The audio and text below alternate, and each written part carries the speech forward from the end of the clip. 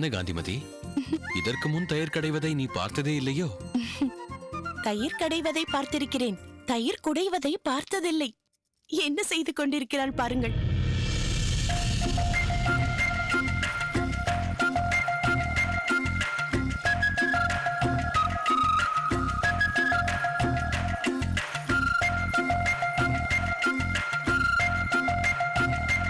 ஒருவேளை தயிரை அரிசி மாவு என்று நினைத்துக் கொண்டு மாவாட்டுகிறாளோ?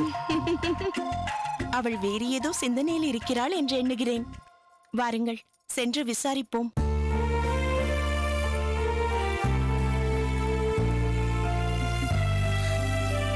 தஞ்சா, தஞ்சா. அம்மா, பானையில் ஏதாவது தயிர் மிச்சம் உள்ளதா? அல்லது எல்லாவற்றையும் தரையில் இருந்து வழித்து எடுத்துக்கொள்ள வேண்டுமா?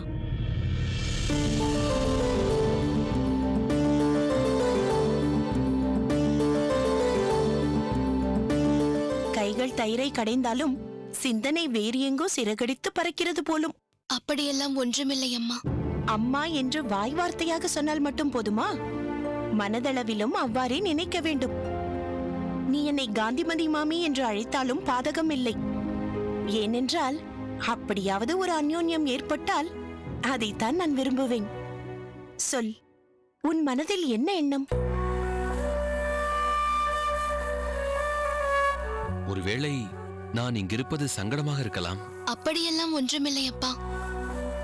அம்மா, நீங்களாவது அவரிடம் சொல்லக்கூடாதா? யாரிடம் சொல்ல வேண்டும்? என்ன சொல்ல வேண்டும்?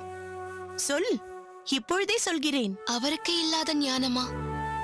இல்லை, ஸ்ரீபெரும்புதூரில் இல்லாத குருமார்களா? திருப்புட்கொழிக்கு சென்றுதான் படிக்க வேண்டுமா? ஓ, இதுதான் உன் கோபத்திற்கு காரணமா? அதுதான் தயிரை கடையாமல் குடைந்து கொண்டிருந்தாயோ? இதோ நிற்கிறாரே ராமானுஜனின் அப்பா, இவர்தான் அந்த முடிவிற்கு காரணம். கேட்கிறாள், பதில் கூறுங்கள். அம்மா தஞ்சா, ஒரு பெண்ணுக்கு திருமணம் முடிந்து அவள் புக்ககத்திற்கு வந்ததும் அவளை மருமகள் என்றோ அல்லது மாற்றுப்பெண் என்றோதான் அழைக்கிறார்கள். அவளும் ஒரு மகள் போல் என்பதுதான் அதற்கு பொருள். அதேபோல் அவளும் தன் மாமியார் மாமனாரை அம்மா அப்பா என்றுதான் அழைக்கிறாள். அதாவது ஒரு மகளின் நலனில் என்ன அக்கறை இருக்கிறதோ அதே அக்கறை தன் மருமகள் மீதும் இருக்க வேண்டும் என்பதுதான் தாத்பரியம். பொதுவாகவே ஒரு தாயாகட்டும் ஒரு மனைவியாகட்டும் தன் கணவன் தன் மகன் தன்னோடு மட்டுமே இருக்க வேண்டும் என எண்ணுகிறீர்கள். அவன் உயர்வடைய வேண்டும் என எண்ணுவதில்லை. ஆனால் ஒரு தகப்பனோ தன் மகன் அடுத்த நிலைக்கு செல்ல வேண்டும் என்று விரும்புவார். அதனால்தான் எங்களுக்கு பொறுப்பும் அதிகம், பக்குவமும் மனோதிடமும் அதிகம். ஒன்று தெரிந்து கொள் தஞ்சா, வலி இல்லாமல் வெற்றி கிடையாது, வேதனை இல்லாமல் வாழ்க்கை கிடையாது. வாழ்க்கையில் பரிணாம வளர்ச்சி அத்தியாவசியம். உனக்கு புரியும்படியே சொல்வதானால், முதலில் பாலாக இருப்பது உரை ஊற்றிய பிறகு தயிராக உருமாறி அதிலிருந்து வெண்ணெயாகி இறுதியில் நெய்யாக திகழ்கிறது. இதுவே பாலை பாலாகவே வைத்திருந்தால் நமக்கு பாலின் மற்ற வடிவங்கள் கிடைக்காது. மனிதன் தோன்றியதே எவ்வாறு? மத்ஸ்ய, கூர்ம, வராக என்று துவங்கி மனிதன் உரு பெற்றான்.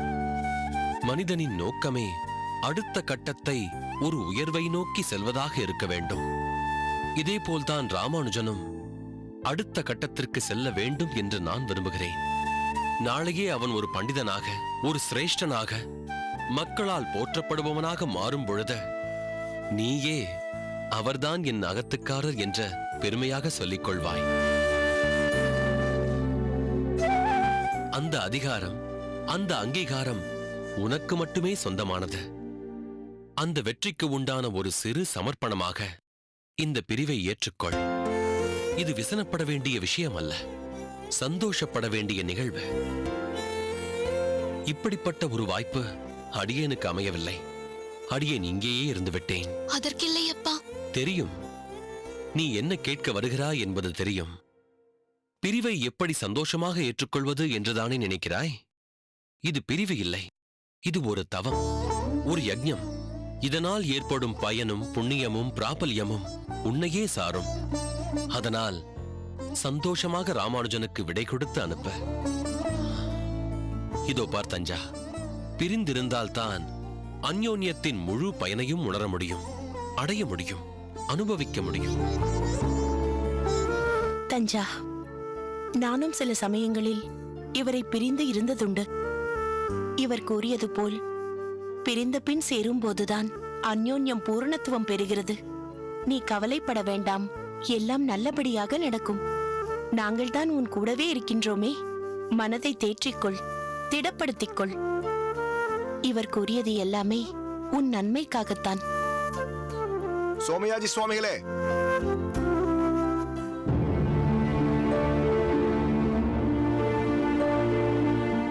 அடியேன் தாசன். திருக்கட்சி நம்பிகளே,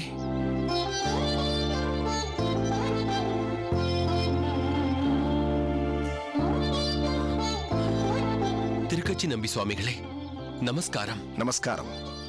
இந்தாருங்கள் வரதனின் திருத்துழாய் பிரசாதம். வாருங்கள், உள்ளே வாருங்கள். இல்லை சோமயாஜி, இருக்கட்டும். திண்ணையிலாவது அமர்ந்து கொள்ளுங்கள்.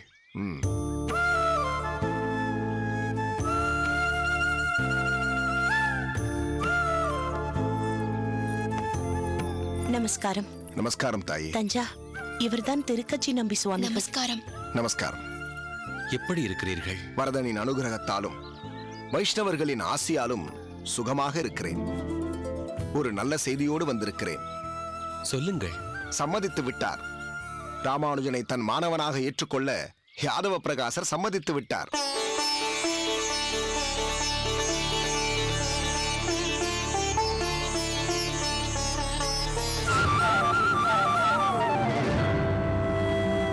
மிக்க மகிழ்ச்சி, மிக்க மகிழ்ச்சி நம்பிகளே. அடியேனுக்கு தாங்கள் செய்துள்ள மிகப்பெரிய உபகாரம் இது. அடியேன் செய்ய வேண்டியதை என் ஸ்தானத்திலிருந்து ராமானுஜனுக்காக நீங்கள் யாதவ பிரகாசர் சுவாமிகளிடம் பேசியதை என்னவென்று சொல்வது? அவர் ஒப்புக்கொள்வாரோ மாட்டாரோ, அவரை எப்படி அணுகுவது என்றெல்லாம் யோசித்துக் கொண்டிருந்தேன். ஆனால் நீங்கள் சென்று பேசியது என் மனதிற்கு மிகவும் திருப்தியாக உள்ளது. அதிலும் உங்களுக்கும் யாதவ பிரகாசருக்கும் அபிப்பிராய பேதங்கள் பல பல. அடியேன் யார் மீதும் துவேஷமோ க்ஷாத்திரமோ கொள்வதில்லை. யாரையாவது குறை சொன்னேன் என்றால் அவர்கள் அந்த குறையை நிவர்த்தி செய்ய வேண்டும் என்ற நல்ல எண்ணத்தில் தான் சொல்வேன். மற்றபடி எல்லோரும் அடியேனுக்கு சமமே. மேலும் ராமானுஜனுக்காக அடியேன் எது வேண்டுமானாலும் செய்வேன். அப்படிப்பட்ட பிள்ளை அவன். கொடுத்து வைத்த பெற்றோர் நீங்கள். பொக்கிஷத்தை கணவனாக பெற்ற குணவதி உங்கள் மாற்றுப்பெண். இவை அனைத்தையும் மீறி எல்லாமே பெருமாளின் திருவுளம். யார் என்ன முயற்சி செய்தாலும் எது எது எப்படி எப்படி எப்பொழுது நடக்க வேண்டுமோ அது அது அப்படித்தானே நடக்கும். நம் கையில் எதுவும் இல்லை. ராமானுஜன் யாதவ பிரகாசரிடம் செல்ல வேண்டும் என்பது பெருமாளின் சித்தம். அதுதான் நடக்கிறது. இதில் அடியேன் செய்தது எதுவும் இல்லை. சரி, ராமானுஜன் எப்பொழுது அவரிடம் சேர வேண்டும்? அதை அவர் இன்னும் தெரிவிக்கவில்லை. பிறகு சொல்கிறேன் என்றார். நாள் கிழமை நட்சத்திரம் பார்த்துத்தானே அழைப்பார். விரைவில் தகவல் வரும். காந்திமதி, இந்த நற்செய்தியை சொன்ன திருக்கட்சி நம்பிகளுக்கு கொடுக்க இனிப்பு ஏதாவது செய்து உடனே எடுத்து வா. பொறுங்கள் தாயே, க்ஷமிக்க வேண்டும். இப்பொழுது அடியேன் ஏதும் உட்கொள்ளும் நிலையில் இல்லை. என்ன இப்படி சொல்கிறீர்கள்? ராமானுஜன் இங்கிருந்து திருப்புட்குழிக்கு கிளம்பும் அன்று பெரிய விருந்தே வைப்பீர்கள் அல்லவா? அன்று அடியேன் கலந்து கொள்கிறேன். இப்பொழுது உத்தரவு வாங்கிக் கொள்கிறேன். இந்த சுப செய்தியை ராமானுஜனிடம் தெரிவித்து விடுங்கள். சரி.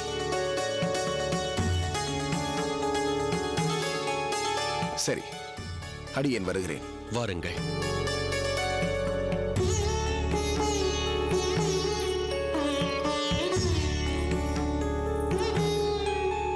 அப்பாடா, ஒரு பெரிய கவலை நீங்கியது. காந்திமதி, நான் சென்று ஆதிகேசவ பெருமாளுக்கு நன்றி தெரிவித்துவிட்டு வருகிறேன். இந்தா.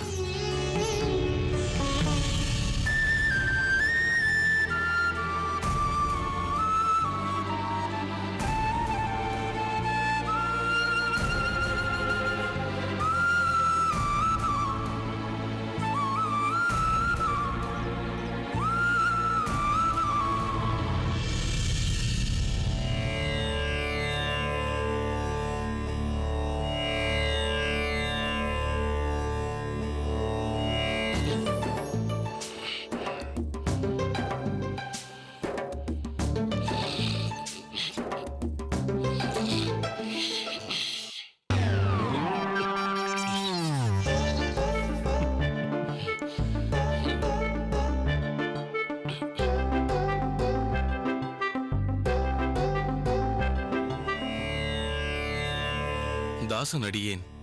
வா அரேரே. சுவாமி, அரங்கனின் பிரசாதம்.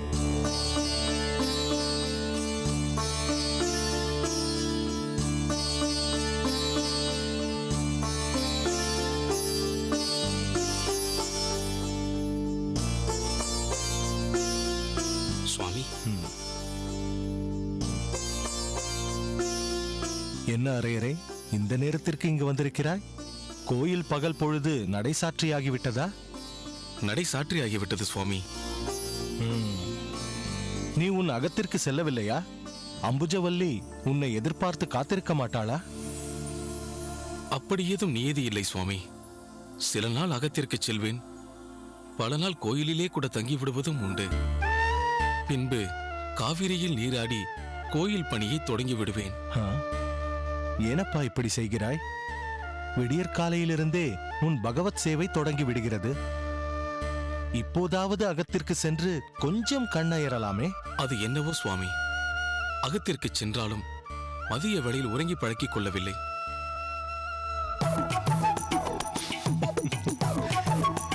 என்னப்பா இப்படி சொல்கிறாய்? இதோ என் அருகில் நிற்பவனை பார்.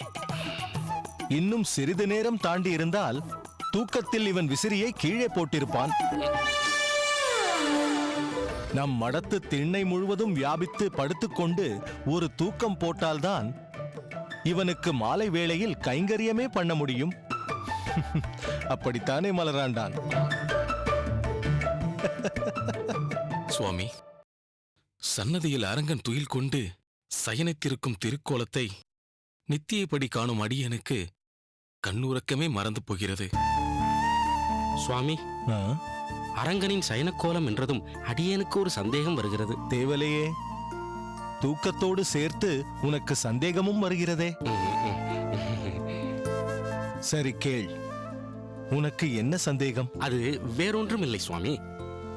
பகவான் அநேக இடங்களில் சயனமாகிய கிடந்த கோலத்தில் காட்சியளிக்க என்ன காரணம் சுவாமி? அதேபோல் சில இடங்களில் வீற்றிருந்த கோலத்திலும் இன்ன பிற தலங்களில் நின்ற நிலையிலும் காட்சியளிக்கிறாரே. இதற்கென்று பிரத்யேக காரணம் ஏதாயிலும் இருக்கிறதா சுவாமி? அதை அடியேன் அறிய ஆசைப்படுகிறேன் சுவாமி. நல்ல கேள்வியாகத்தான் கேட்டிருக்கிறாய். உனக்கு புரியும்படியாகவே சொல்கிறேன், கேட்டுக்கொள். ஓர் ஊரில் ஒருவன் பெரும் சொத்துக்களை உடைய செல்வந்தனிடம் நிறைய கடன் வாங்கியிருந்தான். ஆனால் அதை நெடுநாட்களாகியும் திருப்பித் தரவே இல்லை. ஏன்? மறந்தே இருந்தான் என்று கூட வைத்துக் கொள்ளலாம். இருப்பினும் கொடுத்தவன் மறப்பானோ? என்னிடம் வாங்கிய கடனை திருப்பிக் கொடு என்றான். கடனாளியோ ஏதேதோ சாக்கு போக்கு சொல்லிக் கொண்டிருந்தான். கால் கடுக்க நடந்து கடனாளி வீட்டு வாசலில் நின்றதுதான் மிச்சம். ஒரு நாள் பார்த்தான் செல்வந்தன். இன்று எப்படியும் இவனிடமிருந்து கடனாக அளித்ததை வசூலித்தே தீர வேண்டும் என்று முடிவு கட்டி கடனாளி வீட்டுத் திண்ணையில் அமர்ந்து கொண்டு விட்டான். இதைக் கண்ட கடனாளி வீட்டின் குதிருக்குள் போய் ஒளிந்து கொண்டு தன் மனைவியை விட்டு தான் அகத்தில் இல்லை, வர வெகுநேரம் ஆகும் என்று கூறிவிடு, அவன் சென்றதும் என்னிடம் சொல் என்று கூறினான். அவன் மனைவியும் தன் கணவனிட்ட வழக்காக திண்ணைக்கு வந்து அந்த செல்வந்தனிடம், என் அகத்துக்காரர் வர நேரமாகும், தாங்கள் நாளை வேண்டுமானால் வாருங்கள் என்றாள். செல்வந்தர் புறப்பட்டு விட்டாரா? கடனாளி தப்பித்து விட்டானா? அதுதான் இல்லை. அந்த செல்வந்தன், எது எப்படியானாலும் சரி, உன் அகத்துக்காரர் எப்படியும் வீடு வந்து சேர்ந்துதானே ஆக வேண்டும், அப்போது கண்டிப்பாக வசூல் செய்து கொள்கிறேன் என்று திண்ணையிலேயே படுத்துக் கொண்டு விட்டான். அடியேனின் கேள்விக்கும் இந்த கதைக்கும் என்ன சம்பந்தம் சுவாமி? அதற்குத்தான் இவ்வளவு நேரம் விளக்கம் கொடுத்து கொண்டிருந்தேன். இன்னும் இந்த மரமண்டைக்கு ஏறமாட்டேன் என்கிறதே சுவாமி. சற்று உடைத்தே சொல்லிவிடுங்களேன். அரேரே, உனக்கு விளங்கி விட்டதா? விளங்கியது என்றாலும் தாங்களே அவருக்கு விளக்கி விடுங்கள் சுவாமி. மலராண்டான், கேட்டு நன்கு மனதில் இருத்திக்கொள். உதாரண கதையில் குறிப்பிட்டேனே, அந்த செல்வந்தன் அது வேறு யாரும் இல்லை, செல்வத்துக்கெல்லாம் தலைவியாகிய, செல்வத் திருவை தன் மார்பில் தாங்கிய சாக்ஷாத் அந்த எம்பெருமானே. கடன் தொகை இந்த ஜீவ ஆத்மா, கடனாளி யாரென்றால் இந்த ஆத்மாவை தாங்கி நிற்கும் இந்த உடல், தேகம்.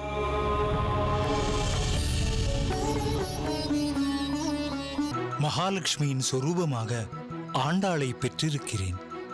ஆனால் அந்த லட்சுமியின் ரூபமான செல்வம், தனம், சம்பத்துதான் அகத்தில் இல்லை. அவர்கள் அங்கிருக்கும் ஒவ்வொருவரிடமும் அரண்மனை வீரர்களாக பணிபுரிய வேண்டும் என்பதுதான் தங்கள் ஆசை என்று சொல்லிக் கொண்டிருந்திருக்கிறார்கள். அதனால் தான் அவர்கள் மீது எந்த சந்தேகமும் ஏற்படவில்லை.